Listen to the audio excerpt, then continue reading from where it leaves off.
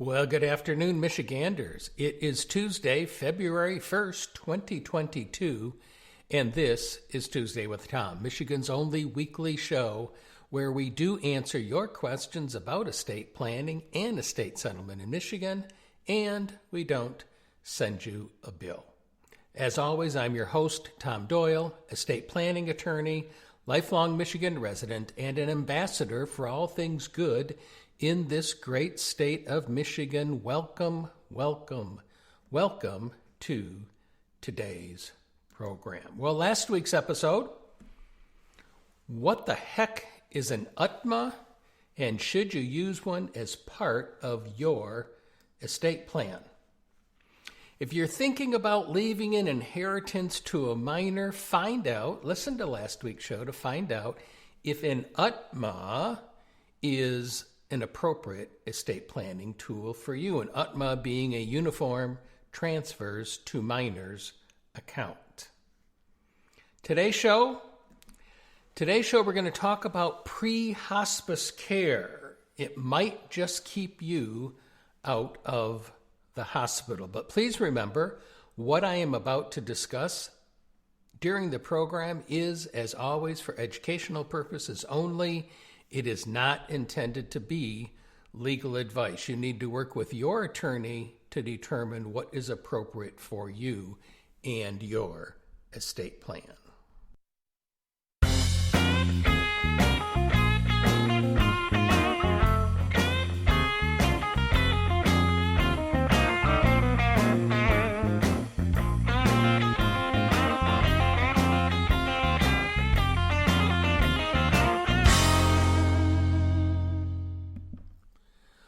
Pre-hospice care. Again, it just might keep you out of the hospital. So what is it? Well, you're probably all familiar with hospice, end-of-life care. It might be in a hospice facility. It might be care that is provided at home. Normally, it is some sort of a palliative care. But in order to qualify for hospice, generally, you have to have a prognosis of less than 6 months to live. And importantly, too, is to understand that hospice care is not aimed at curing your illness. It is limited to treating your symptoms. In fact, once you're put under hospice care, you will not be receiving treatment that would be intended to cure your illness. One of the things that actually you end up doing is, let's say something unusual happens at home and you call the ambulance and the ambulance whisks you off to the hospital while you're under hospice care and does something to treat your underlying condition. You might find that that care is not going to be covered under hospice because, again, hospice is not there to make you well. It is there to provide you with quality of life at the end of life. Well, there might be another need that you have, and that is you're not far enough along in an illness where you've got 6 months or less to live, and you would still like some attempt to be made to be treating the illness, not merely the symptoms. Well, that's where this whole concept of at-home palliative care, or sometimes called pre-hospice care, is now being developed. At-home palliative care focuses on relieving a patient's stress, pain, and other symptoms that go along with your declining health, and it helps them maintain your quality of life. But unlike hospice care, you don't need a prognosis of 6 months or left. Unlike hospice care, treatment can be provided that is intended to cure your illness. So again, pre-hospice care is going to be intended for somebody with a serious illness, perhaps cancer, dementia, heart failure, but you're not far enough along in your treatment or in your end of life that you would otherwise be going under hospice care. The idea, quite frankly, is this: provide patients with at-home palliative care and then move them when appropriate into hospice care. So it's intended as a, again, pre-hospice care situation. Now, one of the benefits of having pre-hospice care is there was a recent study that, per that recent study, 36% of people who received palliative care at home were hospitalized in their final months, and that compared, though, with 59% of those who only received standard care. Let me say that again. 36% of the people who were receiving pre-hospice at-home palliative care ended up being hospitalized in their final months.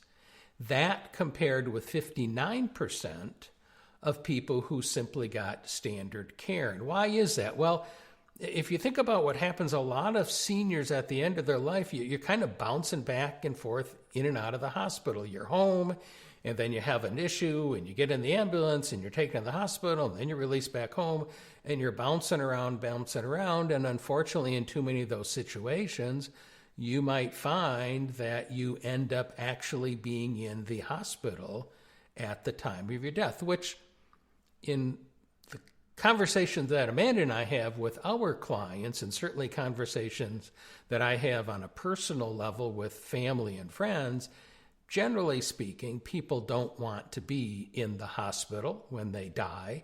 They would rather be at home. So anything that might be available that would help keep you in your home is something that most people are going to consider. So that's the idea behind this pre-hospice at-home palliative care. Now, the reason that it's taken a while for that to develop, though, is if you look at the industry that provides health care to us, normally doctors get paid when they see you in their office, or hospitals get paid when they see you in the hospital. So it's taking a change of emphasis, if you will, to providing at-home care.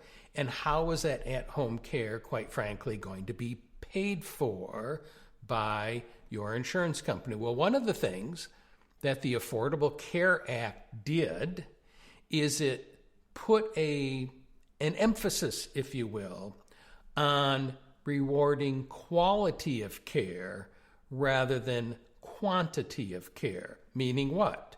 It emphasizes the quality of care that you receive and how that affects you, rather than simply how many times you go to your doctor's office or how many times you might go to the hospital. So what's happened, because of that emphasis under the Affordable Care Act, there is a growing development of insurance companies, of healthcare systems, of Medicare Advantage programs that are beginning to focus on this concept of providing home-based palliative care before you need hospice. So normally that home-based care, you're going to have a doctor, and you're going to have, perhaps physical therapist, and you're going to have pharmacist, etc. But normally a major part of this home-based palliative care is going to be social workers and nurses, and the social workers and nurses who do home visits with the patient. Now, because of COVID, just like the rest of the world, many of those visits now are going to unfortunately have to take place through video systems. But the idea being that rather than just going to the hospital and seeing a doctor coming back home, social workers come to your house, nurses come to your house, and they work with you on a regular basis. Now, what are some of the things that they're likely going to do as part of that program? Was one thing they're normally going to look at is, can we streamline your medications? We've seen seniors. I look at my dad at the end of his life and the number of different medications that he was taking. And part of this process in this home-based palliative care is for somebody to look at all these different medications that you're taking and saying, hey, do we really need to be having, or do you really need to be having all of these different medicines? Perhaps some of them are counteracting some of the medications that you already have. So that's oftentimes part of this home-based palliative care. Part of this home-based palliative care, too, is normally between the social workers and the nurses spending time with you or with the patient, explaining what they can expect to happen in their final years so that you have an idea of what the progression of your disease is likely going to do to you, due to your ability to stay at home, due to the quality of your life, due to your family situation and how you will be managing that situation with your family members. So it can be giving you a better idea of what your future is looking like for you. And as part of that, helping you to plan for it, helping you to make end-of-life plans. What do you need to get ready? What do you need to think about on a personal level, on an emotional level, on a whatever, perhaps financial level, or maybe they're going to have you talk to your attorney about things, but whatever it is to encourage you and help you along in making your end-of-life plans. It oftentimes is going to include teaching you how to better manage the disease that you already have, somebody who can talk to you about that and what options you might have to make you more comfortable as time goes by in managing the disease that you have, or in progressing perhaps to fight the disease that you have. Because again, you're not under hospice care, so there is the opportunity to continue treating and with a goal of improving your medical condition. But ultimately, if your disease is such that it is going to continue to cause you to deteriorate, then one of the things that also this home-based palliative care normally does is it then helps you in that transition to hospice. It's not going from, oh, I've been in and out of the hospital. Oh, I need to have in and out of the hospital, and now suddenly I need to bring hospice in, and what are we going to do about that? It's to make it a more orderly transition for you or for your loved one as the illness progresses. So it's trying to get ahead of some of the concerns that come about when suddenly somebody is faced with having to make decisions about hospice. Now, as I mentioned, many of the healthcare systems now, I know Henry Ford Health System, for example, is one of them, will have as part of their programs now some sort of home-based palliative pre-hospice care. And you will find that a number of the Medicare Advantage programs, we're all hearing all those television commercials now about Medicare Advantage programs. Many of those Medicare Advantage programs are now offering, as part of their programs, a home-based palliative care component. So if you're interested, you should certainly check with your healthcare system, whoever it is that's providing your healthcare, or look at your Medicare Advantage program if you have one, or certainly talk to your doctor. All right, because your doctor hopefully will have information on now what services are available, or talk to your loved one's doctors to see if, in fact, a home-based pre-hospice palliative care is appropriate for you. And one of the things I'll do on our website, Tuesday with Tom website, there was a very interesting article not that long ago from NPR about this concept of home-based palliative care. And I'll put a link on the website to that particular article if you'd like to read more about that.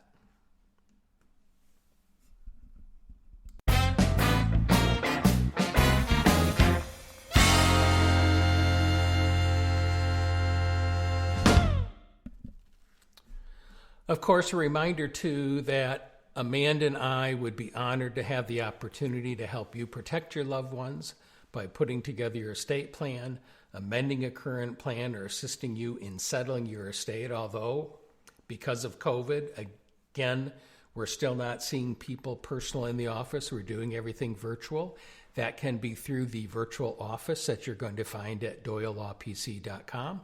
There you're going to find the ability, if you're a new or prospective client, to arrange to have an estate plan prepared for you at home. And you'll find more information if you go to the Doyle Law PC and click on the virtual office. If you're a current client, again, at the virtual office, we offer some services, including not just the ability to schedule consultations with us, but also the ability to update your plan through our Update My Plan service. So I recommend those as alternatives to seeing us personally in the office. And if you're just looking for individual documents, maybe you just need an updated certificate of trust, or maybe you just need another particular legal document, please check out the legal store that, again, you're going to find at doylelawpc.com, where there are various legal documents can be ordered online. Or if you go to the Facebook page for doylelawpc.com, you're going to find basically a same listing of those different legal documents that are available there. Well, that's going to be it, I guess, for today's show. As always, if you have a comment about the program, a topic that you'd like to have me discuss, or questions that you'd like to have answered, please send me an email at tom@tuesdaywithtom.com, or you can always mail me a postcard, Tom Doyle, P.O. Box 16066, Lansing, Michigan 48901. And as always, we invite you, follow us on Facebook and Twitter at Tuesday with Tom, and follow the office as well on Facebook and Twitter at Doyle Law PC. And of course, we would encourage you to recommend that your friends and family follow us as well, so that they can listen to important episodes of the Tuesday with Tom program, as well as have information, general information about estate planning that we provide through our office website. Remember, too, that Tuesday with Tom is available probably wherever you prefer to listen to your podcast, be that Apple Podcasts, Spotify, Google Podcast, iHeartRadio, or Spreaker. That's the service that we actually use for putting the podcast together. And you can ask your smart speaker to play Tuesday with Tom as well. Thank you again for spending some of your time with us today. And as always, I hope that you have an awesome day and an awesome week in Michigan. Stay safe.